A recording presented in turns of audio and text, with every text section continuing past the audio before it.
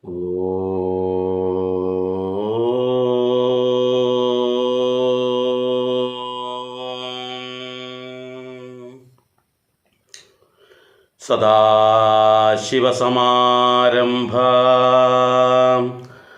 ശങ്കരാചാര്യമധ്യമാം അസ്മദാചാര്യപര്യന്താം വന്ദേ ഗുരുപരമ്പര.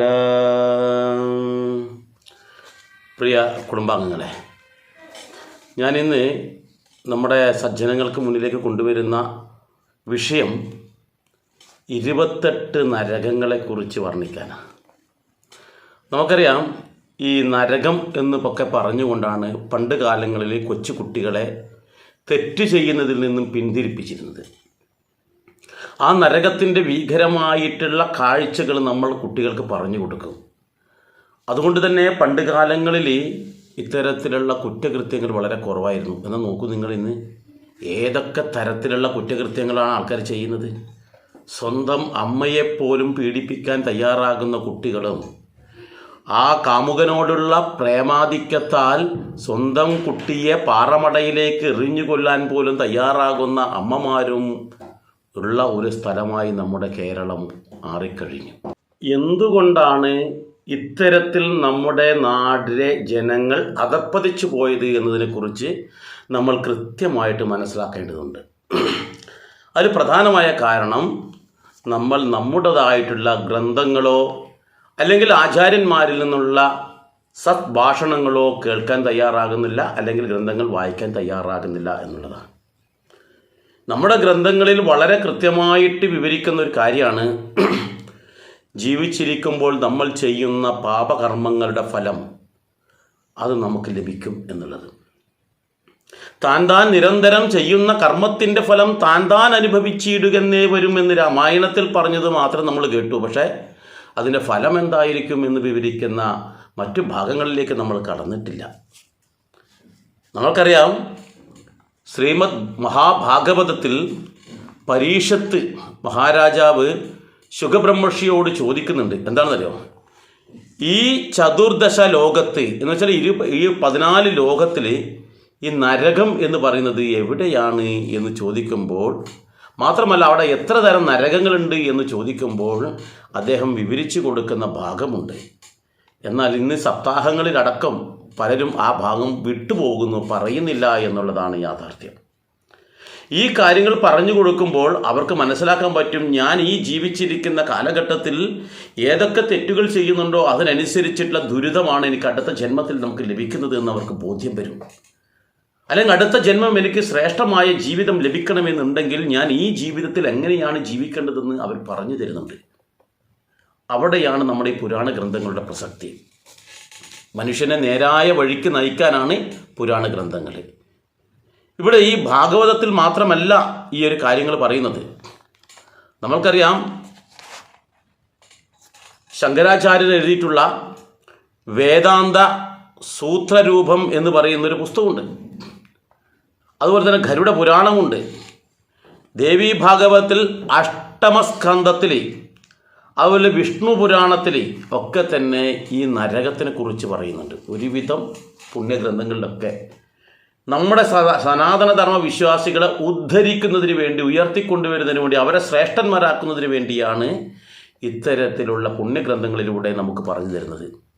അപ്പോൾ അവിടെ പറയുന്നൊരു കാര്യം എന്താണെന്ന് വെച്ചാൽ, ഈ നരകം എന്ന് പറയുന്നത് 28 നരകങ്ങളാണത്. ഓരോ കർമ്മങ്ങൾ ചെയ്യുന്നതിനനുസരിച്ച് ഓരോ നരകങ്ങൾ. അപ്പോൾ ആ നരകങ്ങളെക്കുറിച്ച് പറയുക എന്നുള്ളതാണ് ഇന്നത്തെ കാര്യങ്ങൾ. അപ്പോൾ നമ്മൾ ചിന്തിക്കണം, നമ്മൾ ഏത് നരകത്തിലായിരിക്കും ചെന്ന് ചാടുക? അല്ലെങ്കിൽ ഈ പറയുന്ന നരകങ്ങളിൽ നിന്നെല്ലാം രക്ഷ നേടിയിട്ട് ശ്രേഷ്ഠമായ തലത്തിലേക്ക് എത്താൻ ഞാൻ എന്ത് മാർഗമാണ് സ്വീകരിക്കേണ്ടത്? എല്ലാവരും ചിന്തിക്കേണ്ട കാര്യമല്ലേ? നമ്മളൊക്കെ ചെയ്യുന്ന കർമ്മങ്ങൾ വരും പരായികകളെക്കുറിച്ച് ചിന്തിക്കാതെ ചെയ്യുന്നതാണ്. അപ്പോൾ അതുകൊണ്ട് തന്നെ ഞാൻ ചെയ്യുന്ന ഈ കർമ്മത്തിൻ്റെ എല്ലാം ഫലം ഞാൻ അനുഭവിക്കണ്ടേ ഭഗവാനെ എന്ന് ചിന്തയുണ്ടെങ്കിൽ അതിൽ നിന്ന് രക്ഷ നേടാനുള്ള മാർഗം എന്താണ്? ഈ 28 നരകങ്ങളെക്കുറിച്ച് വിവരിക്കുന്ന സമയത്ത് നമുക്ക് കൃത്യമായിട്ട് മനസ്സിലാക്കും എങ്ങനെ പോയാലാണ് ഞാൻ ഈ നരകങ്ങളിലൊന്നും ചെന്ന് ചാടാതിരിക്കുക എന്ന്. നമുക്ക് നോക്കാം എന്താണെന്നത്. ഒന്നാമത്തെ നരകം എന്ന് പറയുന്നത് താമിശ്രം എന്ന് പറയുന്ന നരകമാണ്. ഈ നരകത്തിൽ എല്ലാ വിഭാഗം ആൾക്കാരൊന്നും ചെന്ന് ചാടില്ല കേട്ടോ. അവിടെ പോകാൻ അർഹതയുള്ള ഒരാൾക്കാരുണ്ട്. ആരാണ്?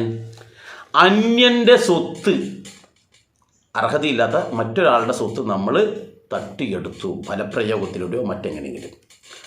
അതുപോലെ മറ്റൊരാളുടെ ഭാര്യയെ അപഹരിച്ചു കൊണ്ടുപോവുക, അതുപോലെ അവരുടെ കുട്ടികളെ തട്ടിക്കൊണ്ടു പോവുക, ഇതൊക്കെ ചെയ്യുന്ന ആൾക്കാർ ചെന്ന് പതിക്കുന്ന സ്ഥലമാണ് താമിശ്രം എന്ന് പറയുന്ന നരകം. നമ്മൾ ചിന്തിക്കേണ്ടത്, ഈ നരകത്തിലെത്തുമ്പോൾ നമുക്കറിയാം നമ്മുടെ ശരീരം ഇവിടെ ദഹിപ്പിച്ചു കഴിഞ്ഞു, പിന്നെ നമ്മുടെ ഉള്ളത് സൂക്ഷ്മ ശരീരമാണ്. സൂക്ഷ്മ ശരീരവും പിന്നെ നമ്മുടെ ഈ ആത്മാവാണ്. ഈ ആത്മാവിനെ അല്ല പീഡിപ്പിക്കുന്നത്. ആത്മാവിന് പീഡനം ലഭിക്കണമെന്നുണ്ടെങ്കിൽ ശരീരം വേണം. ശരീരത്തിലൂടെയാണല്ലോ നമ്മൾ വേദന അറിയുന്നത്. അപ്പോൾ ഇവിടെ നിന്നും ഈ നരകത്തിലേക്ക് എത്തിച്ചേരുന്ന ആൾക്കാർക്ക് അവിടെ നിന്നും അവർക്ക് മറ്റൊരു ശരീരം ലഭിക്കുന്നു എന്നുള്ളതാണ് യാഥാർത്ഥ്യം. ഈ അനുഭവിക്കാൻ വേണ്ടിയിട്ടാണ് ഒരു ശരീരം ലഭിക്കുന്നത്. അപ്പോൾ ഇവിടെ എത്തുന്ന ആൾക്കാരെ യമകിങ്കരന്മാർ കാലപാശം കൊണ്ട് വരിഞ്ഞു കെട്ടുന്നു. എന്നിട്ട് ഈ താമിശ്രം എന്ന് പറയുന്ന ആ നരകത്തിലേക്ക് എടുത്തെറിയുന്നു എന്നാണ് പറയുന്നത്. അവിടെ വീഴുന്ന അവസരത്തിൽ യമകിങ്കരന്മാർ വലിയ വടി കൊണ്ട് ഈ പറയുന്ന ശരീരത്തിൻ്റെ ഉടമയെ അല്ലെങ്കിൽ ആ ശരീരത്തിൻ്റെ ബോധം മറിയുവോളം പ്രഹരിച്ചു കൊണ്ടിരിക്കുമെന്നാണ് പറയുന്നത്. മുറുക്കി കെട്ടിയതിന് ശേഷം ഇവിടത്തേക്ക് എടുത്തെറിഞ്ഞിട്ട് അങ്ങനെ പ്രഹരിച്ചു കൊണ്ടിരിക്കും. പ്രഹരിച്ച് കുറേ കഴിയുമ്പോൾ ഇതിന് ബോധം പോകും. വേദന സഹിക്കാൻ പറ്റാണ്ട് അവരുടെ ബോധം പോലും നഷ്ടപ്പെടും. ബോധം ഉണർന്നു കഴിഞ്ഞാൽ വീണ്ടും അടി കിട്ടും. അങ്ങനെ ശരീരം അനങ്ങാൻ പറ്റാത്ത വിധത്തിൽ ബന്ധനസ്ഥനാക്കിയിട്ടാണ് ഈ നരകത്തിൽ കിടത്തുക. അവിടെ നിന്നാണ് ഇത്തരത്തിൽ ക്രൂരമായ പീഡനമേൽക്കേണ്ടി വരുന്നത് എന്ന് പറയുന്നു. താമിശ്രം എന്ന് പറയുന്ന ലോകത്ത് അല്ലെങ്കിൽ നരകത്തിൽ അവിടെ എത്തിച്ചേരുന്നത് ആരാണെന്ന് പറഞ്ഞു? അവിടെ എത്തിച്ചേരുന്നത് അന്യൻ്റെ ഭാര്യയെയും അതുപോലെ മക്കളെയും അതുപോലെ സ്വത്തും അപഹരിക്കുന്ന ആൾക്കാരാണ് അവിടെ എത്തിച്ചേരുന്നത് എന്ന് പറയുന്നു. അപ്പോൾ ഈ ബോധം നശിക്കുന്നു, പിന്നെയും വരുന്നു. ഇത് എത്ര കാലം എന്നറിയോ? അവനവൻ ചെയ്ത ആ കർമ്മത്തിൻ്റെ ആ പാപം എത്ര കാലത്തേക്കുണ്ടോ ആ പാപത്തിൻ്റെ ആ കർമ്മഫലം തീരുന്നത് വരെ ഇതിങ്ങനെ ചെയ്തുകൊണ്ടിരിക്കും. ആ പാപത്തിൻ്റെ ശിക്ഷ എത്രയാണോ അനുഭവിക്കേണ്ടത് അത്രയും കാലഘട്ടം അങ്ങനെ തന്നെ നടക്കണം എന്നർത്ഥം. രണ്ടാമത്തെ നരകം എന്ന് പറയുന്നത് അന്ധതാമിശ്രം എന്ന് പറയുന്ന സ്ഥലമാണ്. താമിശ്രം പറഞ്ഞു, ഇത് അന്ധതാമിശ്രം എന്ന് പറയും. ഇവിടെ എത്തിച്ചേരുന്ന ആൾക്കാർ ശ്രദ്ധിക്കേണ്ടതറിയോ? ഭാര്യയെ വഞ്ചിച്ചിട്ട് ഭാര്യ അറിയാതെ പരസ്ത്രീ ബന്ധത്തിൽ ഏർപ്പെടുന്ന ആൾക്കാരുണ്ടാവും. അതുപോലെ ഭർത്താവ് അറിയാതെ പരസ്ത്രീ ബന്ധത്തിലേക്ക് ലയിക്കുന്ന ആൾക്കാരുണ്ടാവും. അപ്പം ഭാര്യയെയോ ഭർത്താവിനെയോ പരസ്പരം വഞ്ചിച്ചും കൊണ്ടും മറ്റൊരു പുരുഷനെയോ മറ്റൊരു സ്ത്രീയെയോ ആശ്രയിച്ച് അല്ലെങ്കിൽ അവരുടെ സുഖം തേടി പോകുന്ന ആൾക്കാർക്ക് ലഭിക്കുന്നതാണ് ഈ പറയുന്ന അന്ധതാമിശ്രം എന്ന് പറയുന്ന നരകം. ഇവിടെ ഞാൻ നേരത്തെ പറഞ്ഞ അതേപോലത്തെ തന്നെയാണ് യമപാശത്താൽ ഇവർ വരിഞ്ഞു മുറുക്കും. പക്ഷെ വരിഞ്ഞു മുറുക്കുമ്പോൾ അത് കഠിനമായി ടൈറ്റ് ചെയ്തിട്ടാണ് മുറുക്കുക. അനങ്ങാൻ പോലും കഴിയാത്ത വിധത്തിൽ, ശ്വാസം പോലും വിടാൻ പറ്റാത്ത വിധത്തിൽ യമപാശത്താൽ അവരെ വന്ദിച്ച് മുറുക്കുന്നു എന്നാണ് പറയുന്നത്. എന്നിട്ടോ അവിടെ നിന്നും അവർ അനങ്ങാതെ ഇവിടെ കിടക്കുന്നത് മാത്രമല്ല, അതിന് തല ഉയർത്തി നിൽക്കാൻ കഴിയില്ല. കാരണം തല ഉയർന്നു കഴിഞ്ഞാൽ മുകളിൽ മുട്ടിപ്പോകും. അത്ര ഇതിൽ കുനിഞ്ഞിട്ട് നിൽക്കാനും കഴിയില്ല. ഏകദേശം ആ ലെവലിൽ ആ വേദന കരച്ചിൽ, അവനവൻ ചെയ്ത കുറ്റകർമ്മങ്ങളുടെ ആ ശിക്ഷ ഇത്ര കാലം വിധിച്ചിട്ടുണ്ടാവും. ആ ചിത്രഗുപ്തൻ വിധിച്ചതിനനുസരിച്ച് പിന്നീടുള്ള അത്രയും സമയം അതിൻ്റെ ഉള്ളിൽ കഴിയണം എന്നുള്ളതാണ് അന്ധതാമിശ്രം എന്ന് പറയുന്ന ഈ പറയുന്ന നരകത്തിൽ അനുഭവിക്കേണ്ടതായി വരുന്നത്. ഇത് പലരും അന്ധവിശ്വാസം എന്നൊക്കെ പറയും കേട്ടോ. പക്ഷേ ഇത് നമ്മുടെ പുരാണങ്ങളിൽ വിവരിച്ച കാര്യമാണ്. ഇത് എന്തിനാണ് ഇങ്ങനെ വിവരിച്ചത് എന്നുള്ളത് ഞാൻ ലാസ്റ്റ് പറയാം, എന്തുകൊണ്ട് ഇങ്ങനെ വിവരിച്ചു എന്നുള്ളതൊക്കെ. മൂന്നാമത്തെ നരകം എന്ന് പറയുന്നത് രൗരവം എന്ന് പറയുന്നതാണ്. ഇവിടെ അന്യൻ്റെ വസ്തുക്കൾ സ്വന്തമാക്കുന്ന ആൾക്കാർ, അവരെ നേരത്തെ അപഹരിക്കൽ മാത്രമല്ല, ഇത് വിശ്വാസവഞ്ചനയിലൂടെ മറ്റു തട്ടിപ്പ് നടത്തിയിട്ടോ മറ്റേതെങ്കിലും തരത്തിലോ അന്യൻ്റെ വസ്തുക്കൾ സ്വന്തമാക്കി അനുഭവിക്കുന്നവരുണ്ടാവും. അതുപോലെ അന്യനെ ദ്രോഹിക്കുന്ന ആൾക്കാരുണ്ടാവും, മറ്റുള്ളവരെ ദ്രോഹിച്ചിട്ട് ആനന്ദം കാണുന്ന ആൾക്കാർ. അങ്ങനെ ദ്രോഹിക്കുന്നതിനാണല്ലോ ഈ സ്വത്ത് അപഹരിക്കുകയും ചെയ്യുന്നത്.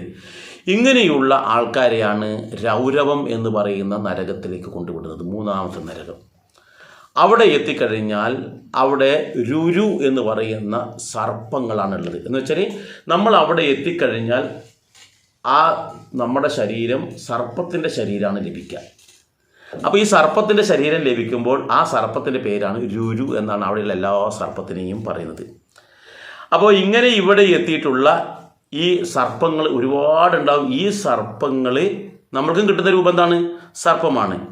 അപ്പോൾ ഇത്തരം ഈ പറയുന്ന സർപ്പങ്ങൾ നിരവധിയുള്ള ആ സ്ഥലമായതുകൊണ്ടാണ് ഇതിന് രുരു അല്ലെങ്കിൽ രൗരവം എന്ന് പേര് ലഭിക്കാൻ കാരണം. എന്നിട്ടോ ഈ നാഗത്തിൽ അല്ലെങ്കിൽ സർപ്പത്തിൻ്റെ രൂപം ധരിച്ചിട്ട് അവിടെ കൊടിയ പീഡനത്തിന് ഇരയാകേണ്ടി വരും എന്നാണ് പുരാണത്തിൽ പറയുന്നത്, എവിടെ? ഭാഗവതത്തിൽ പറയുന്നത്. അപ്പോൾ അതുകൊണ്ട് തന്നെ അന്യൻ്റെ വസ്തുക്കൾ സ്വന്തമാക്കാനോ അല്ലെങ്കിൽ അവരെ പീഡിപ്പിക്കാനോ ശ്രമിക്കുന്ന ആൾക്കാർ ശ്രദ്ധിക്കുക. ഇത് വളരെ ക്രൂരമായ ഒരു വേദന നമുക്ക് പിന്നെ വരാനുണ്ട്. നാലാമത്തത് മഹാരൗരവം എന്ന് പറയുന്നതാണ്. ഇവിടെ അനുഭവിക്കുന്ന ആരാണറിയോ? ഇപ്പം എൻ്റെ സ്വത്ത് അല്ലെങ്കിൽ എൻ്റെ അനുജൻ്റെയോ എൻ്റെ ജ്യേഷ്ഠൻ്റെയോ എൻ്റെ അല്ലെങ്കിൽ വേറൊരാളുടെ സ്വത്ത് എൻ്റെ വളരെ ശരിയായ അവകാശിയുണ്ട്, പക്ഷെ അവർക്ക് കൊടുക്കാതെ ഞാൻ സ്വന്തമാക്കി. അച്ഛൻ സ്വത്ത് ഓഹരി വെക്കുന്ന സമയത്ത് നമ്മൾ എന്ത് ചെയ്തു? അത് ഭാഗിച്ച് കൃത്യമായി കൊടുക്കാതെ അത് ഭൂരിഭാഗവും ഞാൻ സ്വന്തമാക്കിയിരിക്കട്ടെ. അങ്ങനെയുള്ളവർക്കാണ് ഈ പറയുന്ന മഹാരൗരവം എന്ന് പറയുന്ന സ്ഥലത്തേക്ക് എത്തിച്ചേരുന്നത്. ഇവിടെ നേരത്തെ പറഞ്ഞ പോലെ സർപ്പങ്ങളായിട്ട് ഭവിക്കുന്നു എന്ന് മാത്രമല്ല, പരസ്പരം ആ സർപ്പം ഈ സർപ്പത്തിനെ കടിച്ച് പറിക്കുകയും ചെയ്യും. അങ്ങനെ വേദന കൊണ്ട് പൊളയുന്ന, ഏതവസരത്തിലും വേദന കൊണ്ട് പൊളയും. അങ്ങനെ കടിച്ച് പറിക്കുന്നത് ശരീരത്തിലും കടിച്ച് തൂങ്ങി മാംസലും ഇതായി ആ നിരത്തെ കൂടി ഇഴഞ്ഞ് മുള്ളിലൂടെ ഇഴഞ്ഞ് അങ്ങനെ ഒരു ദുരിതം പിടിച്ച ഒരു കാലഘട്ടമായിരിക്കും മഹാരൗരവം എന്ന് പറയുന്ന നരകത്തിൽ കിടക്കുന്ന ആൾക്കാർക്ക് ഉണ്ടാകുന്നതെന്ന് പറയുന്നത്. അപ്പോഴെന്ത് വേണം? നമ്മുടെ കുടുംബത്തിലുള്ള ആൾക്കാരുടെ സ്വത്ത് അവകാശികൾക്ക് കൊടുക്കേണ്ടത് അവകാശികൾക്ക് തന്നെ കൊടുക്കണം. ആ അവകാശികൾക്ക് കൊടുക്കാതെ നമ്മൾ സ്വന്തമാക്കാൻ വേണ്ടി ശ്രമിച്ചു കഴിഞ്ഞാൽ ഇത്തരത്തിലാണ് ഭവിക്കുക എന്നാണ് പറയപ്പെടുന്നത്. ഇതൊക്കെ പറയുന്നത് എന്തിനാണ് നമ്മൾ കൃത്യമായി ചിന്തിക്കണം. അപ്പോൾ ഇങ്ങനെ നമ്മൾ ഒരിക്കലും ചെയ്യാൻ പാടില്ല എന്നും കൂടി ഇവിടെ സൂചിപ്പിക്കുന്നു. അടുത്തത് കുംഭീഭാഗം. അതെല്ലാവരും കേട്ട് കാണും കേട്ടോ. കുംഭീഭാഗം എന്ന് പറയുന്ന ആ നരകത്തിൽ, അഞ്ചാമത്തെ നരകത്തിൽ എത്തിച്ചേരുന്നത് ആരറിയാം? പക്ഷിമൃഗാദികളെ കൊന്നു തിന്നുന്നതിന് ലഭിക്കുന്ന നരകമാണ് കുംഭീഭാഗം. ഉയ്യൻ്റെ ഭഗവാനൊക്കെ പക്ഷിമൃഗാദികൾ ചിക്കൻ ഫ്രൈ എല്ലാം വലിച്ച് തിന്നുന്ന ആൾക്കാരല്ലേ.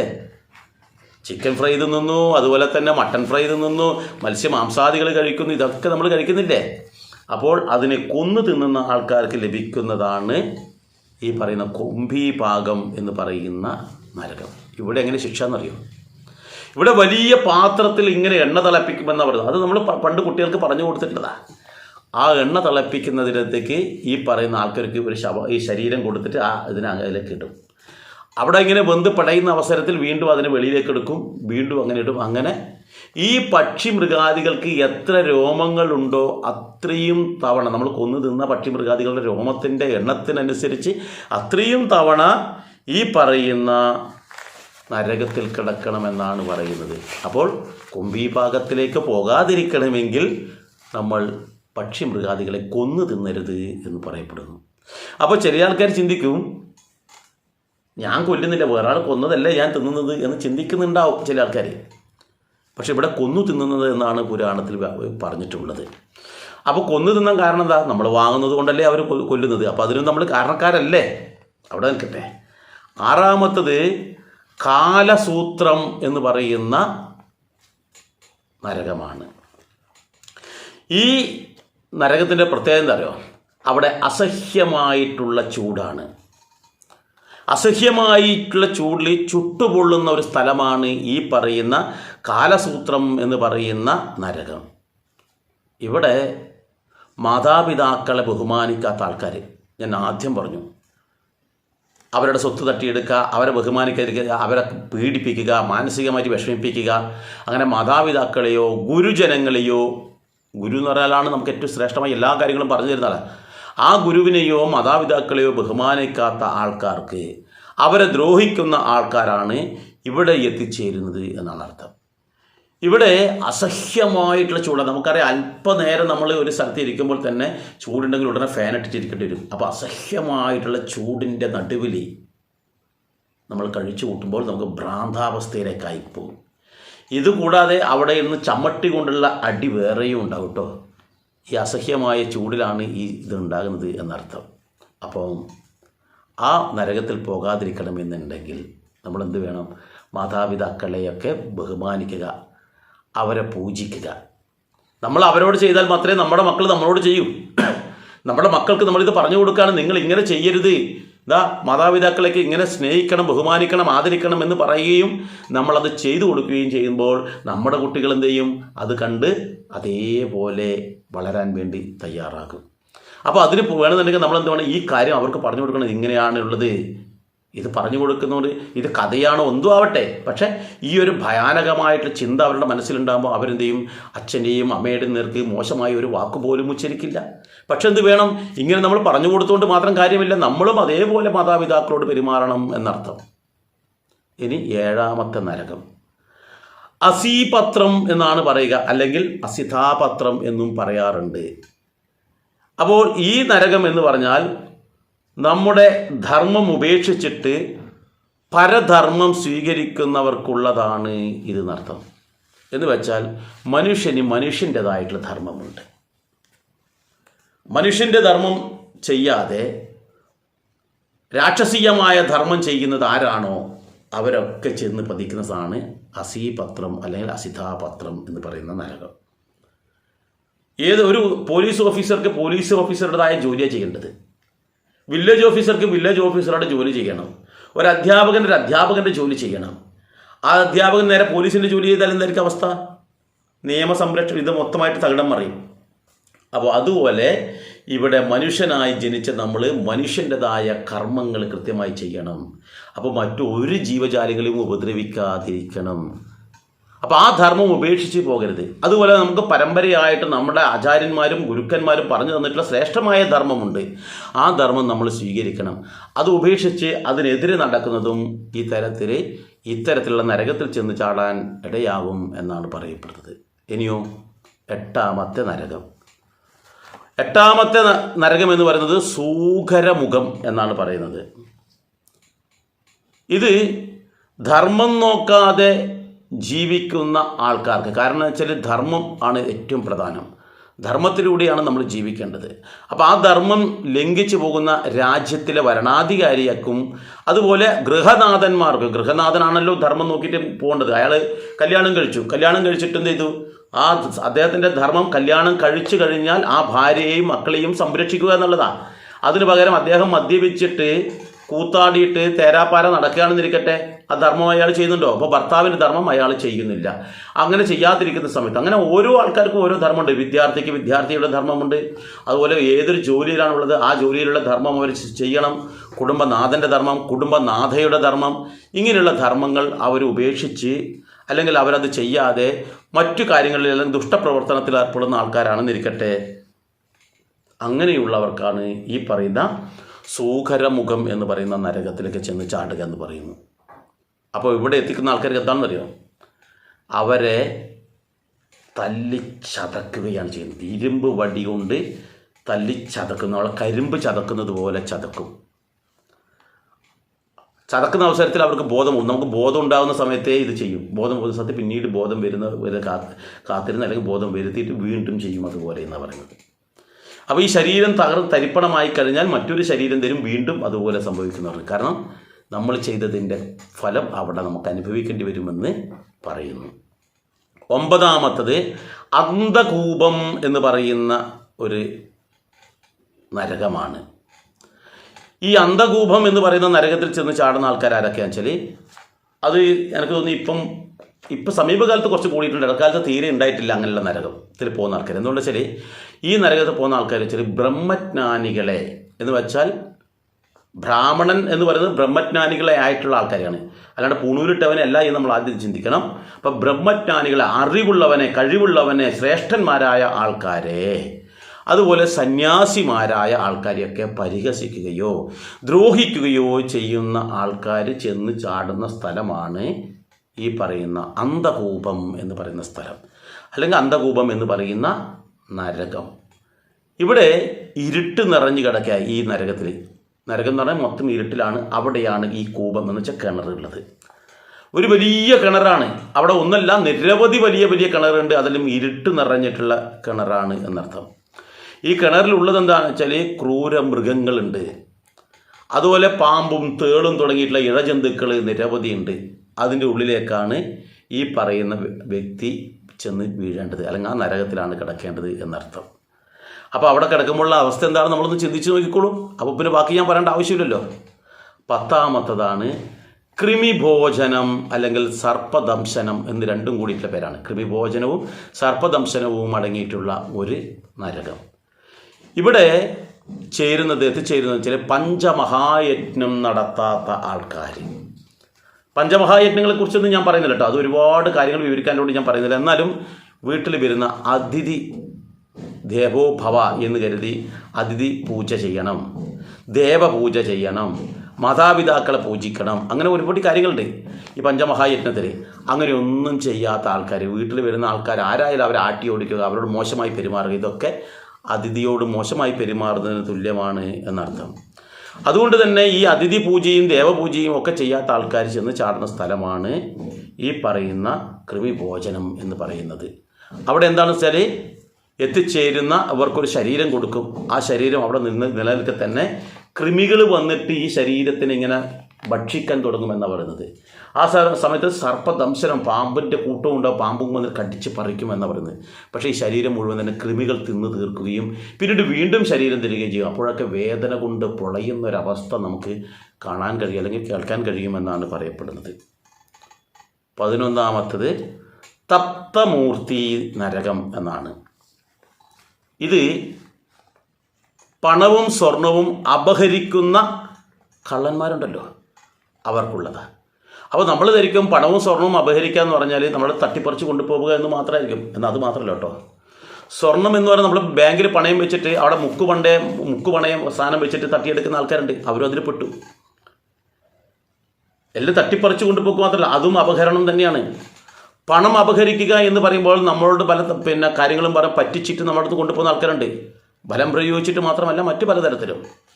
അപ്പോൾ അർഹതയില്ലാത്ത പണം മറ്റൊരാൾ നമ്മൾ തട്ടിയെടുത്തു കഴിഞ്ഞാൽ അത് അപഹരണം തന്നെയാണ്. നമുക്ക് അർഹതയില്ലാത്ത പണം നമ്മൾ വേറൊരാളത് വാങ്ങിക്കാനോ തട്ടിയെടുക്കാനോ പാടില്ല എന്നർത്ഥം.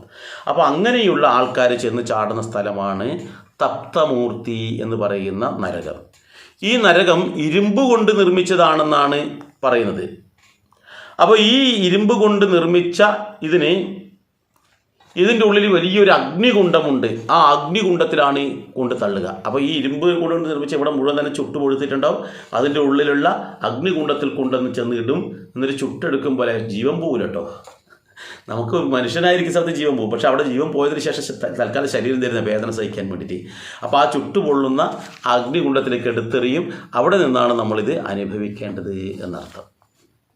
ഇനി 12ാമത്തത് ശാൽമലി എന്നാണ്. ശാൽമലി എന്ന് പറയുന്ന നരകത്തിൽ ചെന്ന് ചാടുന്നത് അർഹതയില്ലാത്ത സ്ത്രീ പുരുഷ ബന്ധത്തിൽ ഏർപ്പെടുന്നവരാണ്. അർഹതയുള്ളതെന്ന് പറഞ്ഞാൽ എന്താണ്? ഭാര്യ ഭർത്തൃ ബന്ധം മാത്രം.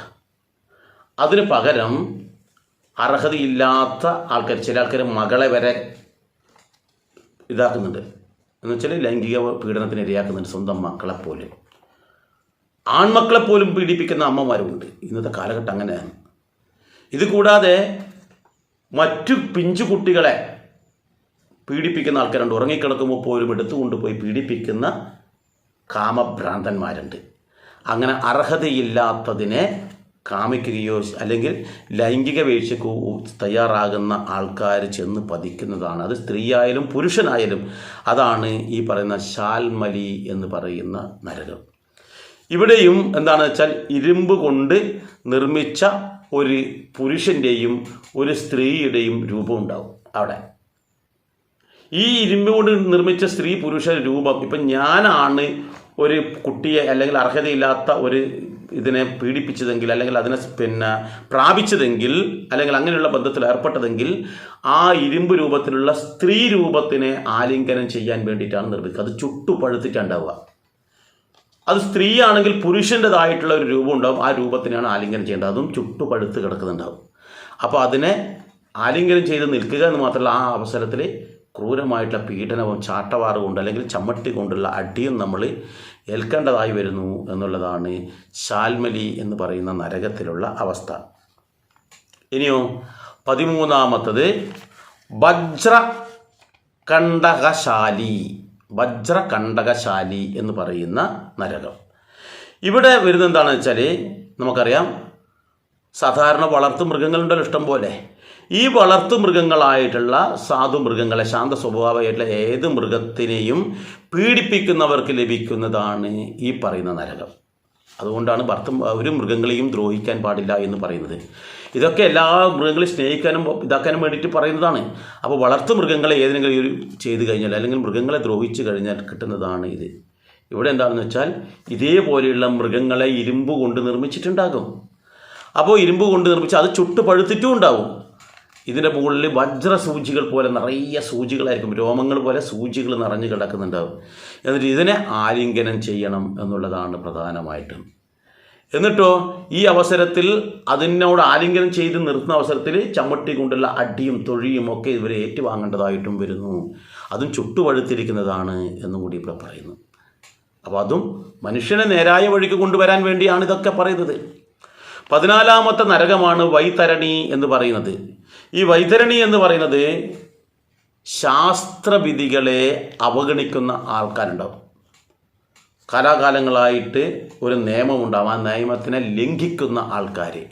അത് ശാസ്ത്രീയമായിട്ടുള്ള നിയമമാണ്, അല്ലാതെ എന്തെങ്കിലും പടച്ചുണ്ടാക്കിയ നിയമമല്ല. സമൂഹത്തിന് വേണ്ടിയിട്ട് ശാസ്ത്രീയമായിട്ട് തയ്യാറാക്കിയ നിയമങ്ങളെ അനുസരിക്കാതെ, കാരണം കല്യാണം കഴിച്ചൊരു വ്യക്തിയാണ്, കല്യാണം കഴിച്ച വ്യക്തി ഭാര്യയെയും മക്കളെയും സംരക്ഷിക്കണം എന്നുള്ളതാണ് ശാസ്ത്രം, അല്ലെങ്കിൽ അതാണ് അതിൻ്റെ നിയമം. അത് ലംഘിച്ച് നടക്കുന്നു നിൽക്കട്ടെ. അങ്ങനെ ലംഘിക്കുന്ന ആൾക്കാർ ആ ശാസ്ത്രത്തെ അംഗീകരിക്കുന്നില്ല എന്നല്ലേ? നിയമം അങ്ങനെയാണെങ്കിൽ അത് അംഗീകരിക്കണ്ടേ? അല്ലെങ്കിൽ അവർ വിവാഹം കഴിക്കാൻ പാടില്ല, അതാണല്ലോ. അപ്പോൾ അങ്ങനെ ശാസ്ത്രവിധികളെ അനുസരിക്കാത്ത ആൾക്കാർ, ചെറിയ കുട്ടികളെ പീഡിപ്പിക്കാൻ പാടില്ല, അത് ശാസ്ത്രവിധിക്ക് വിരുദ്ധമാണ്. അതുപോലെ തന്നെ ജാരന്മാരെന്ന് പറഞ്ഞാൽ ഇവിടെ രണ്ടർത്ഥങ്ങൾ വരുന്നുണ്ട്. ഒന്ന്, ഭർത്താവിനോട് സ്നേഹത്തോടു കൂടി പെരുമാറുകയും ഒക്കെ ചെയ്യും, പക്ഷേ രാത്രി അല്ലെങ്കിൽ സമയം കിട്ടുമ്പം പരപുരുഷനെ തേടിപ്പോകുന്ന ആൾക്കാരുണ്ട്, ജാരസ്ത്രീകൾ. അതുപോലെ തന്നെ ഭാര്യയോട് നല്ല സ്നേഹമായിരിക്കും, തേനെ, ചക്കരെ, പാലെ എന്നൊക്കെ വിളിക്കും, പക്ഷേ ആ വിളി മാത്രമേ ഉണ്ടാവുള്ളൂ, പക്ഷേ സ്നേഹം മറ്റൊരാൾക്കാർക്കും കൊടുക്കുക. അതൊക്കെ ജാരന്മാരുടെ സ്വഭാവമാണ്. മാത്രവുമല്ല, നമ്മളോടൊന്നിച്ച് നിന്നിട്ട് നമ്മൾക്കെതിരെ പ്രവർത്തിക്കുന്ന ആൾക്കാരുമുണ്ട്. അതൊക്കെ ജാരന്മാരുടെ ഒരു സ്വഭാവമാണ്. അപ്പോൾ ഇങ്ങനെയുള്ള ആൾക്കാരൊക്കെ തന്നെ ശാസ്ത്രവിധികളെ അവഗണിക്കുകയും ജാരന്മാരായി നടക്കുന്നവരും ചെന്ന് ചേരുന്ന സ്ഥലമാണ് ഈ വൈതരണി എന്ന് പറയുന്ന സ്ഥലം. ഈ വൈതരണി എന്ന് പറയുന്നത് ശരിക്കും ഒരു നദിയാണ്. വൈതരണി നദി എന്ന് പറയും. ഇത് ശരിക്കും പറഞ്ഞാൽ ഭീകരമായിട്ടുള്ളൊരു സ്ഥലമാണ് ഇവിടെ എന്നാണ് പറയുന്നത്. ഈ വൈതരണി നദിയിലൂടെ ഒഴുകുന്നത് വെള്ളമല്ല, മറിച്ച് രക്തം, ചലം, അതുപോലെ കൊഴുപ്പ്, മാംസം, മലം, ഇങ്ങനെയുള്ള വസ്തുക്കളൊക്കെയാണ് ഈ വൈതരണി നദിയിലൂടെ ഒഴുകുന്നതെന്നാണ് പറയുന്നത്.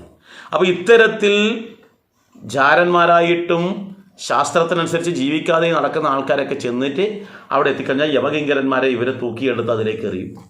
ഇവർ ചാടി ഇതിലേക്ക് വീണ്ടും കരകയറാൻ നോക്കിക്കഴിഞ്ഞാൽ വീണ്ടും അവർ കുത്തി അതിലേക്ക് ഇടും. ആ ശൂലം കൊണ്ട് കുത്തിയിട്ട് വീണ്ടും അതിലേക്ക് തന്നെ തള്ളിവിടും. അപ്പോൾ അതിൽ ഇവർ മുങ്ങും പൊങ്ങും ചെയ്യുമ്പോൾ ഈ ചലവും ഈ പറയുന്ന രക്തമൊക്കെ, മാംസവും കൊഴുപ്പും ഒക്കെ അവരുടെ വയറ്റേക്ക്, മലമൊക്കെ അവരുടെ വയറ്റേക്ക് ഇതിലൊക്കെ പോകും. എന്നാൽ സഹിച്ചിട്ട് അവർ കയറാൻ നോക്കി കഴിഞ്ഞാൽ വീണ്ടും വീണ്ടും കുത്തി അതിനകത്ത് ഇടും എന്നുള്ളതാണ്. അതിങ്ങനെ നിറഞ്ഞൊഴുകിക്കിടക്കുന്ന ആ നദിയാണ് വൈതരണി എന്ന് പറയുന്നത്. വളരെ അറപ്പുളവാക്കുന്ന ആ നദിയിലൂടെയാണ് അവർ പോകേണ്ടത് എന്നർത്ഥം. 15-ാമത്തെ നരകം എന്ന് പറയുന്നത് പൂയോദകം എന്നുള്ളതാണ്. ഈ പൂയോദകം എന്ന് പറഞ്ഞാൽ ഞാൻ നേരത്തെ പറഞ്ഞ സാധനങ്ങളുണ്ടല്ലോ, മലമുണ്ട്, ചലമുണ്ട്, രക്തമുണ്ട്, ഇത്രയുള്ള സാധനങ്ങളെല്ലാം തന്നെ അടങ്ങിയ കിണറിനെയാണ് പൂയോദകം എന്ന് പറയുന്നത്. ഈ പൂയോദകം എന്ന് പറയുന്ന നരകത്തിൽ ചെന്ന് ചാടുന്ന ആൾക്കാർ ആരാണെന്ന് വെച്ചാൽ സമൂഹത്തോടുള്ള കടമ ചെയ്യാത്ത ആൾക്കാരാണ്. സമൂഹത്തോട് നമുക്കൊരു കടമയുണ്ട്, ആ കടമ ചെയ്യാൻ നമ്മളെ പ്രേരിപ്പിക്കുന്നതാണ് ഈ നരകം.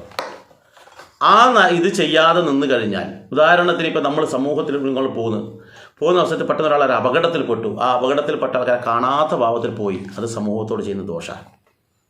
അവിടെ നമ്മൾ ഉത്തരവാദിത്വമുണ്ട്. അതുപോലെ തന്നെ പോകുന്ന വഴിയിൽ മലമൂത്ര വിസർജനം ചെയ്തു, സമൂഹത്തോട് ചെയ്യുന്ന ദോഷ. പബ്ലിക്കായി നിന്നിട്ട് മദ്യപിച്ച് തെറി വിളിക്കുന്ന അല്ലെങ്കിൽ പുകവലിച്ച് മറ്റുള്ളവർക്ക് ബുദ്ധിമുട്ടാക്കുന്ന, സമൂഹത്തിന് ദോഷം ചെയ്യുന്ന എല്ലാം പൊതുജനങ്ങൾക്ക് ദോഷം ചെയ്യുന്ന മാലിന്യങ്ങൾ മറ്റു പല സ്ഥലത്തും വലിച്ചെറിയുന്നു, സമൂഹ ദോഷമാണോ? അങ്ങനെ സമൂഹത്തിന് ദോഷം ചെയ്യുന്ന എന്തൊക്കെയുണ്ടോ അതൊക്കെ ചെയ്യുന്ന ആൾക്കാരാണ് ഈ പറയുന്ന പൂയോദകം എന്ന് പറയുന്ന ആ കിണറിൽ അല്ലെങ്കിൽ ആ നരകത്തിൽ. ഒരുപാട് കിണറുകളുണ്ടാവുക, അതിലൊക്കെ ഇതുപോലെ ആൾക്കാരെ ഇട്ടിട്ടുണ്ടാകും എന്നർത്ഥം. 16ാമത്തെ നരകം എന്ന് പറയുന്നത് പ്രാണരോധം എന്നുള്ളതാണ്. പ്രാണരോധം എന്ന് പറയുന്ന അവസരത്തിൽ വളരെ ശ്രദ്ധിച്ച് മനസ്സിലാക്കേണ്ടത് വെച്ചാൽ, ബ്രഹ്മജ്ഞാനികളായ ആൾക്കാർ, എനിക്ക് നല്ല അറിവും കഴിവും ഒക്കെ ഉണ്ട്, എല്ലാ കാര്യങ്ങളും പഠിച്ചിട്ടുണ്ട്, പക്ഷെ പഠിച്ചതിനനുസരിച്ച് ഞാൻ എല്ലാം അറിഞ്ഞിട്ട് തെറ്റു ചെയ്യുന്നിരിക്കട്ടെ. അങ്ങനെ തെറ്റു ചെയ്യുന്ന ആൾക്കാർ അവരിപ്പം വളർത്തു മൃഗങ്ങളെ ഹിംസിക്കുകയാണ്, അല്ലെങ്കിൽ നായാട്ട് പോലെയുള്ള ക്രൂര വിനോദങ്ങൾ. കാരണം അത് ക്ഷത്രിയന് പറഞ്ഞത്, അവൻ ബ്രഹ്മജ്ഞാനിയല്ല. അപ്പോൾ എല്ലാത്തിലും ഈശ്വരനുണ്ട് എന്ന ചിന്തയാണ് ബ്രഹ്മജ്ഞാനിക്ക് ഉണ്ടാവേണ്ടത്. അങ്ങനെയുള്ള ആൾക്കാർ നായാട്ട് പോലെയുള്ള കാര്യങ്ങൾ നടത്തിയിട്ട് അതിൽ ആനന്ദം സന്തോഷിക്കുന്നു എന്നിരിക്കട്ടെ, മറ്റുള്ളവരെ മറ്റു മൃഗങ്ങളെയൊക്കെ ദ്രോഹിക്കുന്നിരിക്കട്ടെ. അങ്ങനെയുള്ള ആൾക്കാർ ചെന്ന് പതിക്കുന്ന സ്ഥലമാണ് പ്രാണരോധം എന്ന് പറയുന്ന നരകം.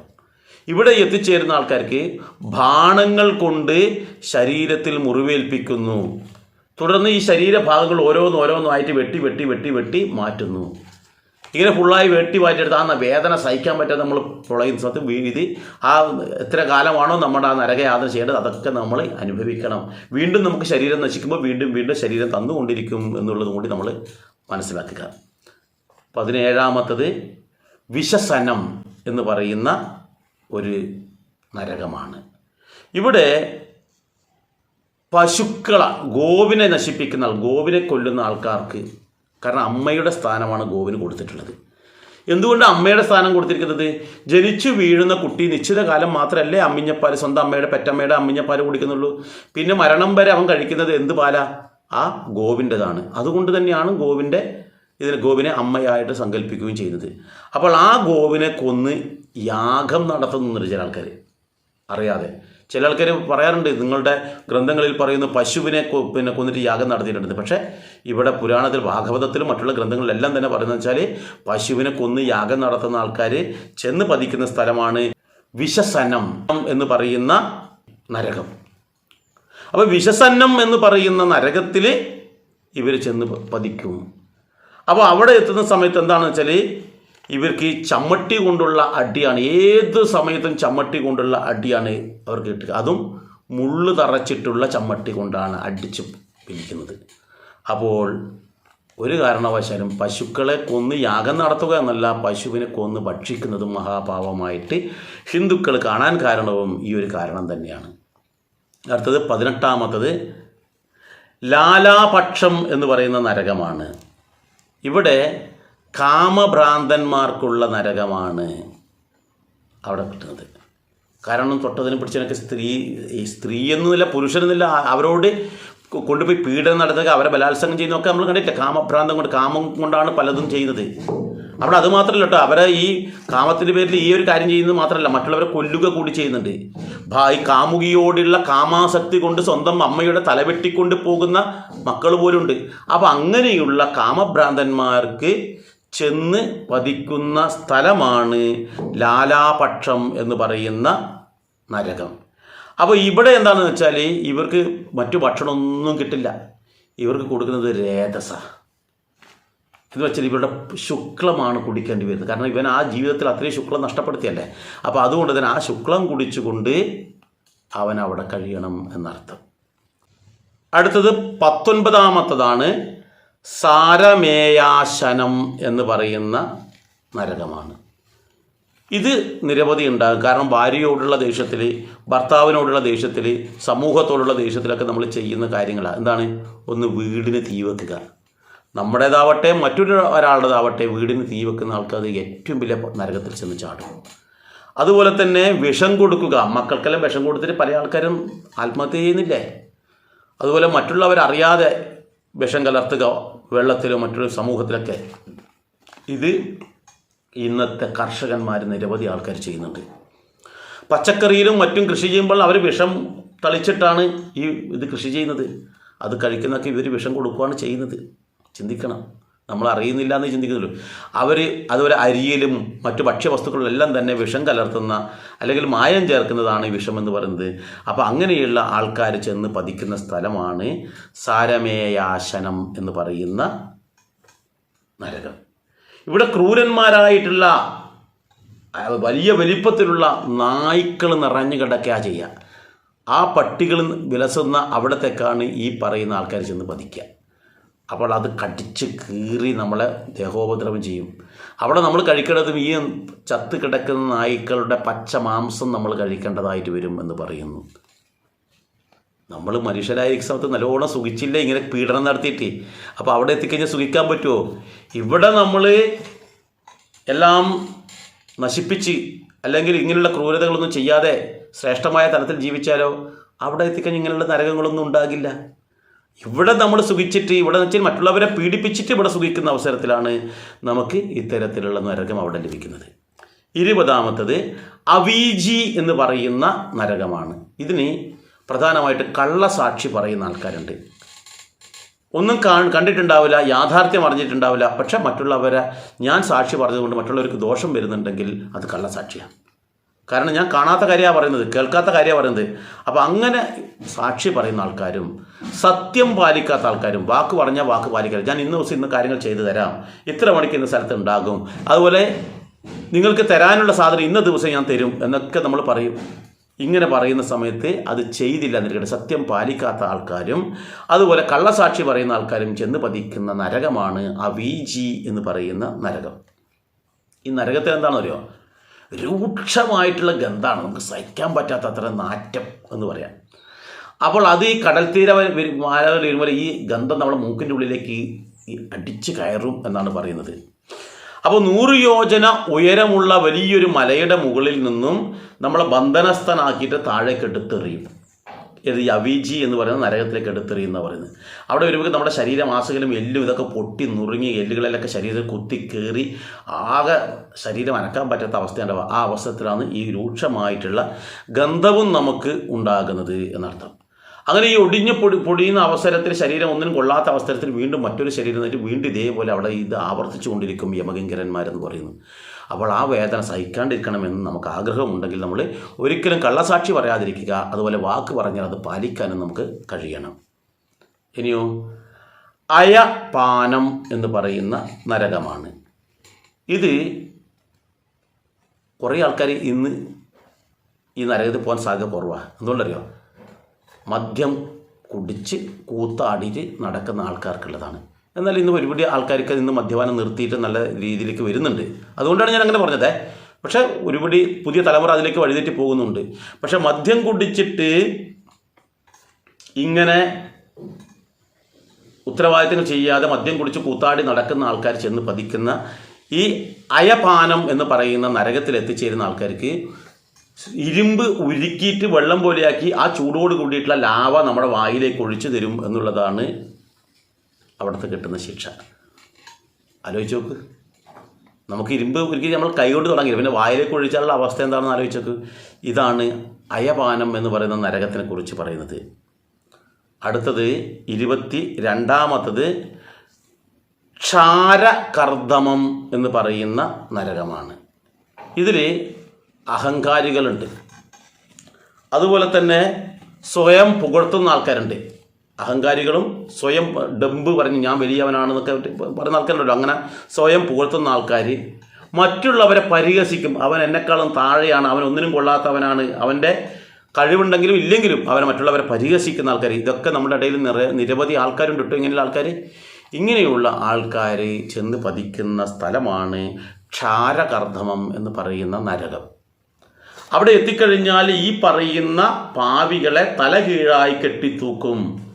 എന്നിട്ടോ അതിനുശേഷം അവിടെ ചമ്മട്ടി കൊണ്ട് നിരവധി ഈ ശരീരത്തിനെ ആക്രമിച്ചു കൊണ്ടേയിരിക്കും. അടിച്ചടിച്ച് തൊലി പൊളിഞ്ഞ് മാംസം പൊളിഞ്ഞ് എല്ല് വരുന്നവരെ പൊളിച്ച് കളഞ്ഞതിന് ശേഷം വീണ്ടും ഇതേപോലെ മറ്റൊരു ശരീരം കൊടുത്തിട്ട് ഇതേപോലെ ക്രൂരപീഡനം നടത്തും എന്നാണ് പറയുന്നത്. 23ാമത്തത് രക്ഷോഭക്ഷ എന്ന് പറയുന്ന നരകമാണ്. ഇത് നരബലിയും മനുഷ്യമാംസവും കഴിക്കുന്നവർക്കുള്ളതാണ്. പണ്ട് കാലങ്ങളിൽ നരബലിയൊക്കെ ഇഷ്ടം പോലെ ഉണ്ടായിട്ടുണ്ടായിരുന്നു. അതുകൊണ്ട് അന്ന് ഇതിന് വളരെയേറെ പ്രസക്തിയുണ്ട്. എന്നാൽ ഇന്നും ചില ആൾക്കാർ നരബലി നടത്തുന്നുണ്ട്. ഈ നരബലി നടത്തുന്ന ആൾക്കാരും അതോടൊപ്പം തന്നെ മനുഷ്യമാംസം കഴിക്കുന്ന ആൾക്കാരും, പണ്ട് 1-2 ഹോട്ടലിൽ നിന്ന് പോലും മനുഷ്യമാംസം വിറ്റത് കൊണ്ട് പിടിച്ചതായിട്ട് നമുക്ക് മാധ്യമങ്ങളിലൂടെ വായിച്ചറിഞ്ഞ ആൾക്കാരുണ്ടാവും. അപ്പോൾ ഇത്തരത്തിൽ ഉള്ള ആൾക്കാർ ചെന്ന് പതിക്കുന്ന സ്ഥലമാണ് രക്ഷോപക്ഷം എന്ന് പറയുന്ന ഈ പറയുന്ന നരകത്തിൽ. ഈ പറയുന്ന നരകത്തിൽ എന്ന് വെച്ചാൽ നമ്മൾ കൊന്നു കഴിഞ്ഞ ആൾക്കാരുണ്ടാവില്ല, ആ കൊന്നവർ അവിടെ നമ്മളെ കാത്തിരിക്കുന്നുണ്ടാകും. അവർ നമ്മളെ ഇതേപോലെ തന്നെ പീഡിപ്പിക്കും എന്നാണ് പറയുന്നത്. അതേപോലെ ഉപദ്രവിക്കും. നമ്മുടെ ശരീരങ്ങൾ ഇങ്ങനെ വെട്ടി നുറുക്കിയിട്ട് അത് നമ്മളെ പീഡിപ്പിക്കും എന്നാണ് പറയുന്നത്. നമ്മളെ ശരീരം വെട്ടി മുറിച്ചിട്ടായിരിക്കുമല്ലോ അവർ നരബലി നടത്തിയിട്ടുണ്ടാവും. അപ്പോൾ അതേപോലെ ഇവരത് ചെയ്യും. ആ ശരീരം പോകുമ്പോൾ മറ്റൊരു ശരീരം നമുക്ക് ലഭിക്കും എന്നർത്ഥം. 24ാമത്തെ നരകം എന്ന് പറയുന്നത് ശൂലപ്രോതം എന്ന് പറയുന്ന നരകമാണ്. ഈ നരകത്തിൻ്റെ പ്രത്യേകത എന്ന് വെച്ചാൽ അവിടെ എത്തുന്ന ആൾക്കാർ അവിടെ നിറയെ ഈ ശൂലമാണ് കാണുക. ഈ ശൂലത്തിൻ്റെ അകത്ത് ഓരോ ആൾക്കാരെയും കോർത്ത് ഇടുക എന്നുള്ളതാണ്. ആ ശൂലത്തിൽ കോർത്തിടുന്നു, ആ കൂട്ടത്തിൽ ക്രൂരമായിട്ടുള്ള മർദ്ദനവും ഉണ്ടാവും. ഇത് എങ്ങനെയുള്ള ആൾക്കാരെ ഇവിടെ എത്തിച്ചേരുന്നറിയോ? അത് നമ്മളെ ഉപദ്രവിക്കാത്ത സാധാരണക്കാരായ മനുഷ്യന്മാരെ നമ്മൾ ചതിക്കുന്നുണ്ടെങ്കിൽ, ആ ചതിച്ചുകൊണ്ട് ചില ആൾക്കാരെ കൊല്ലുന്നുണ്ടെങ്കിൽ, ചതിക്കുന്നുണ്ടെങ്കിലും പറ്റും, ചതിച്ച് കൊല്ലുന്നുണ്ടെങ്കിലും പറ്റും. അപ്പോൾ ചതിക്കാതെ വേണം നമ്മൾ ജീവിക്കാൻ. ജീവിത ശ്രേഷ്ഠമാകണമെങ്കിൽ ചതിക്കാൻ പാടില്ല. അപ്പോൾ ആരെങ്കിലും ചതിച്ചിട്ടുണ്ടെങ്കിലോ ചതിച്ച് കൊന്നിട്ടുണ്ടെങ്കിലോ നമ്മൾ ഈ നരകത്തിൽ ചെന്ന് ചാടും. അവിടെ എത്തിക്കഴിഞ്ഞാൽ ഇത്തരത്തിൽ ശൂലത്തിൽ കുത്തി നിർത്തിയിട്ട് ക്രൂരമായ പീഡനത്തിനിരയാകും എന്നുള്ളത് കൊണ്ടാണ് ശൂലപ്രോതം എന്ന നരകത്തിലേക്ക് നമ്മൾ എത്തിച്ചേരുന്നത്. 25ാമത്തെ നരകം എന്ന് പറയുന്നത് ദന്തശൂകം എന്ന് പറയുന്ന നരകമാണ്. ഇവിടെ ദന്തശൂകം എന്ന് പറയുമ്പോൾ മറ്റുള്ള സകല പ്രാണികളെയും, ചില ആൾക്കാരുണ്ട് ഏത് സമയത്ത് ഇങ്ങനെ ഈച്ചനെയാവട്ടെ, പുഴുവിനാവട്ടെ, കൃമീനാവട്ടെ, കൊതുകിനാവട്ടെ, എല്ലാ ജീവികളെയും ഏതവസരത്തിലും ഇങ്ങനെ കൊന്നുകൊള്ളുകയും അല്ലെങ്കിൽ അവരെ പീഡിപ്പിക്കുകയും ദ്രോഹിക്കുകയും ചെയ്യുന്ന ആൾക്കാർ ചെന്ന് പതിക്കുന്ന സ്ഥലമാണ് ദന്തശൂകം എന്ന് പറയുന്ന നരകം. ഇത് നമ്മുടെ മനുഷ്യന്മാരുടെ ഒട്ടുമുക്കാൽ ആൾക്കാരും അവിടെ പോകാൻ സാധ്യതയുണ്ടെന്ന് തോന്നുന്നു. കാരണം എന്താ, എന്തെങ്കിലും ജീവജാലങ്ങളെ, മനുഷ്യന്മാരെ തന്നെ നമ്മൾ ഇടയ്ക്കിടയ്ക്ക് ഇങ്ങനെ ദ്രോഹിച്ചു കൊണ്ടിരിക്കുന്നുണ്ട് എന്നർത്ഥം. ദ്രോഹിക്കുക എന്ന് പറഞ്ഞാൽ അവരെ നമ്മൾ മറ്റു പ്രാണികളിൽ നിന്ന് എല്ലാ ഇതുമായി അവർ ദ്രോഹിക്കുക എന്ന് പറഞ്ഞാൽ ഏറ്റവും വലിയൊരു പാപമായിട്ടാണ് ഇവിടെ കണക്കാക്കുന്നത്. അപ്പോൾ ഇതെങ്ങനെയാണെന്ന് വെച്ചാൽ ഇവർ ഉള്ളത് സ്ഥലത്ത് ഒരു നിഗൂഢമായ ഇരുട്ട് നിറഞ്ഞ ഒരു സ്ഥലത്താണ് നമ്മൾ എത്തിച്ചേരുക. ഭീകരമായ അന്തരീക്ഷം. അവിടെ നിറച്ചും തന്നെ ദുഷ്ടമൃഗങ്ങളും ഇഴജന്തുക്കളും നിറഞ്ഞ സ്ഥലമാണെന്നാണ് പറയുന്നത്. അങ്ങനെ ദുഷ്ടമൃഗങ്ങളും ഇഴജന്തുക്കളും നിറഞ്ഞു കിടക്കുന്ന ഈ സ്ഥലത്ത് നമ്മൾ ചെന്ന് ചാടിയിട്ട് അവിടെ പിന്നീട് നമുക്ക് ലഭിക്കുന്ന വെച്ചാൽ ഇവരുടെ കടിയും അതുപോലെ ഇവർ നമ്മുടെ പലതരത്തിലും ഉപദ്രവം നമുക്കുണ്ടാവും. അതൊക്കെ നമ്മൾ അനുഭവിക്കേണ്ടതായി വരുന്നു എന്നർത്ഥം. 26ാമത്തത് വടാരോധം എന്ന് പറയുന്ന നരകമാണ്. 28 നരകങ്ങളെക്കുറിച്ച് നമ്മൾ പറഞ്ഞത്. അപ്പോൾ വടാരോധം എന്ന് പറയുന്ന നരകത്തിൽ ഉള്ളത് കുന്നുകളും വനങ്ങളും ഗുഹകളും ഒക്കെ നിറഞ്ഞു കിടക്കുന്നതാണ്. ഈ നരകത്തിൽ ചെന്ന് ചാടുന്ന ആൾക്കാർ ആരാണെന്ന് വെച്ച് കഴിഞ്ഞാൽ ഈ കുന്നിൻ്റെ മുകളിലും വനത്തിൻ്റെ ഉള്ളിലും ഗുഹയിലും വസിക്കുന്ന ജീവജാലങ്ങളെ ആരാണോ ദ്രോഹിച്ചിട്ടുള്ളത്, കാരണം അതൊന്നും നമുക്ക് ആർക്കും ഉപദ്രവമില്ലാണ്ട് എവിടെയോ കഴിയുന്ന, അപ്പം അങ്ങനെയുള്ളതിനെ ഉപദ്രവിച്ച ആൾക്കാരാണ് ഇത്തരത്തിലുള്ള നരകത്തിൽ ചെന്ന് ചാടുന്നത്. ഏതാണ്? വടാരോധം എന്ന് പറയുന്ന നരകം. ഇവിടെ ഉണ്ടാകുന്ന അനുഭവം എന്താണെന്ന് വെച്ചാൽ അവിടെ ഗംഭീരമായിട്ടുള്ള അഗ്നി ഉണ്ടാകും, അതുപോലെ തന്നെ വിഷമുണ്ടാകും, പുകയുണ്ടാകും, മറ്റു പലതരത്തിലുള്ള ആയുധങ്ങളുണ്ടാകും. ഇതെല്ലാം കൊണ്ട് നമ്മളെ ദ്രോഹിക്കുന്ന പറയുന്നത്, ഉപദ്രവിക്കും. അഗ്നി കൊണ്ടുള്ള ഉപദ്രവം ഉണ്ടാവും, വിഷം കൊണ്ടുള്ളതും ആയുധം കൊണ്ടുള്ളതും പുക കൊണ്ടുള്ളതും ഒക്കെ ആയിട്ടുള്ള പലതരത്തിലുള്ള ഉപദ്രവമാണ് നമുക്കുണ്ടാവുക. സഹിക്കാൻ പറ്റുന്നതിലേറെയായിരിക്കും ഇത് എന്നർത്ഥം. അടുത്തത് 27ാമത്തത് പര്യാവർത്തനുകം എന്ന് പറയുന്ന നരകമാണ്. ഈ നരകത്തിലെത്തുന്നത് ഞാൻ നേരത്തെ പറഞ്ഞതിൽ അല്പം വ്യത്യാസം. അതിഥിയെ സൽക്കരിക്കാത്തവർക്ക്. അതിഥി എന്ന് പറയാൻ നമ്മുടെ വീട്ടിൽ വരുന്ന ബന്ധുക്കൾ മാത്രമല്ല കേട്ടോ,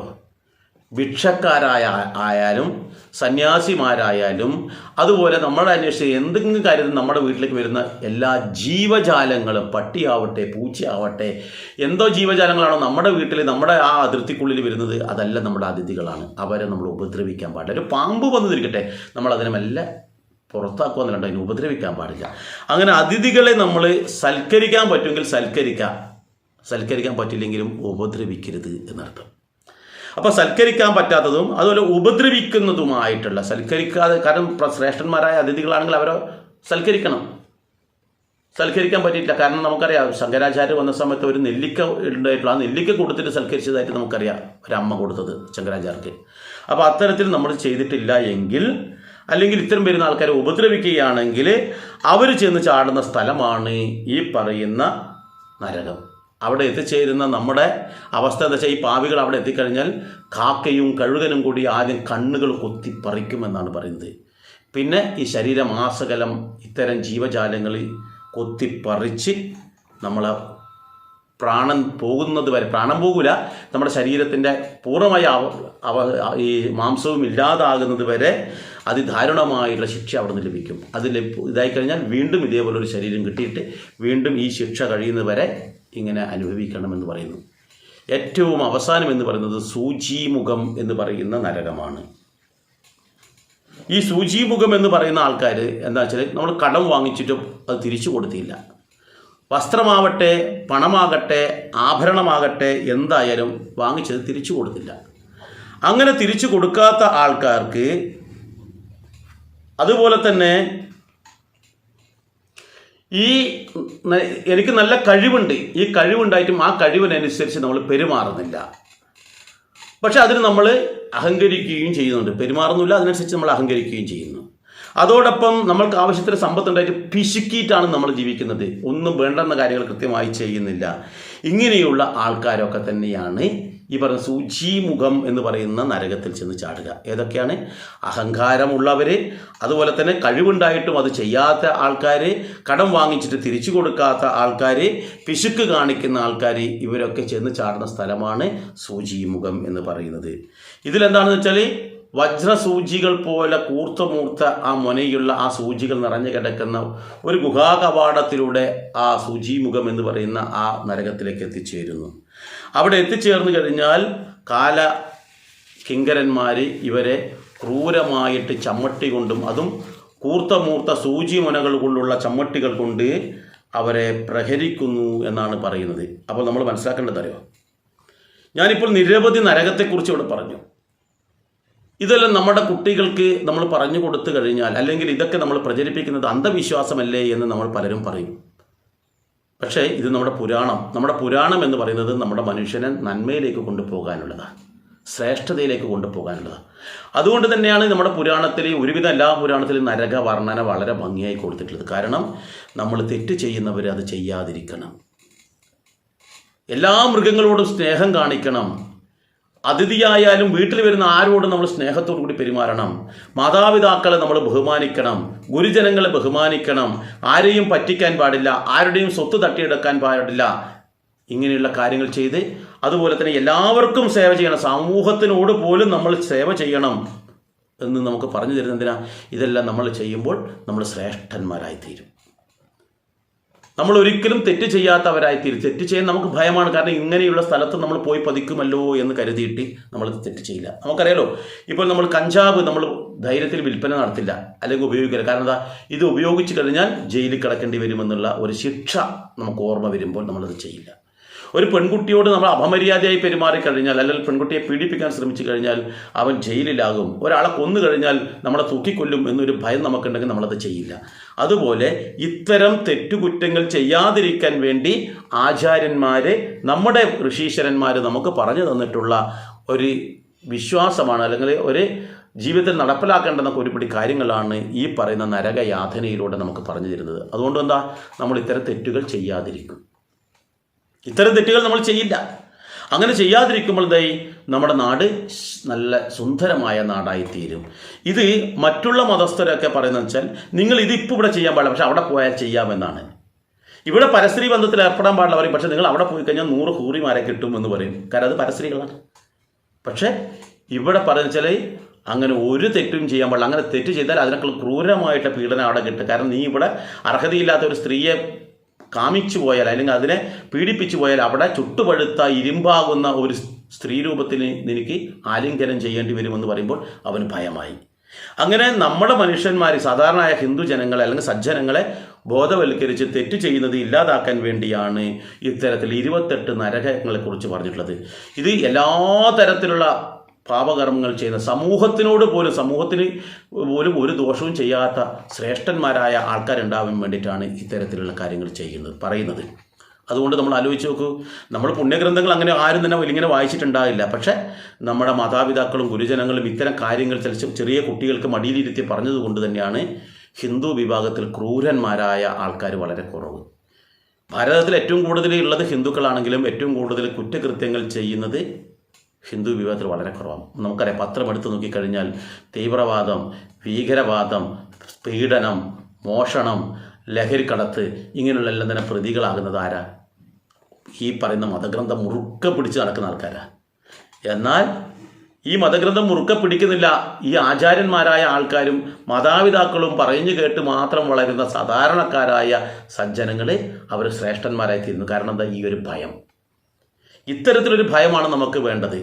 ഈ ഭയം നമ്മൾ തള്ളിക്കളയേണ്ടതല്ല. നമ്മുടെ കുട്ടികൾക്ക് പറഞ്ഞു കൊടുത്ത് അവരെ തെറ്റിൽ നിന്നും മോചിതരാക്കി അവരെ തെറ്റ് ചെയ്യാത്തവരാക്കി ശ്രേഷ്ഠന്മാരാക്കി കൊണ്ടുവരാൻ നമുക്ക് കഴിയണം. അതുകൊണ്ട് ഇതിൻ്റെ അകത്തുള്ള ഇതിന് പിന്നിലുള്ള കാര്യമല്ല, ഇങ്ങനെയുള്ള നരകങ്ങൾക്ക് ഉണ്ടോ ഇല്ലയോ എന്നല്ല നമ്മൾ പറയേണ്ടത്. മറിച്ച് ഈ ഒരു വിശ്വാസം നമുക്ക് ആവശ്യമാണ് നല്ലൊരു ജനതയെ വാർത്തെടുക്കാൻ വേണ്ടിയിട്ട്. മറ്റൊരു വീഡിയോയുമായി ഞാൻ മറ്റൊരു അവസരത്തിൽ വരാം. നിങ്ങൾക്കിത് ഇഷ്ടപ്പെടുകയാണെങ്കിൽ നിങ്ങൾ പരമാവധി ആൾക്കാരിലേക്ക് അയച്ചു കൊടുക്കുക. ഈ വീഡിയോ പോലുള്ള നിരവധി വീഡിയോകൾ നമുക്ക് കാണാൻ ആഗ്രഹമുണ്ടെങ്കിൽ മാത്രം ഇതുവരെ സബ്സ്ക്രൈബ് ചെയ്യാത്ത ആൾക്കാർ താഴെ സബ്സ്ക്രൈബ് എന്ന് എഴുതിയിട്ടുണ്ട് ഇംഗ്ലീഷിൽ, അവിടെ ഒന്ന് തൊട്ട് കൊടുക്കുക. അവിടെ ഒരു മണിയുടെ ചിത്രം വരും, അതും കൂടി തൊട്ട് കൊടുക്കുക. എന്നാൽ ഇതുപോലുള്ള വീഡിയോസ് ഇനിയും നിങ്ങൾക്ക് കാണാൻ കഴിയും. താല്പര്യമില്ലാതെങ്കിൽ ഇതൊന്നും ചെയ്യണ്ട കേട്ടോ. കാണുക. നിങ്ങളുടെ അഭിപ്രായം എന്തെങ്കിലും ഉണ്ടെങ്കിൽ ആ അഭിപ്രായം നിങ്ങളടുത്ത് ആ കമൻറ്റ് എന്നുള്ളത് തൊട്ട് കൊടുത്തിട്ട് നിങ്ങൾക്ക് രേഖപ്പെടുത്താം. ഏതായാലും മറ്റൊരു വീഡിയോയുമായി മറ്റൊരു അവസരത്തിൽ വരാം. എല്ലാവർക്കും നന്ദി, നമസ്കാരം.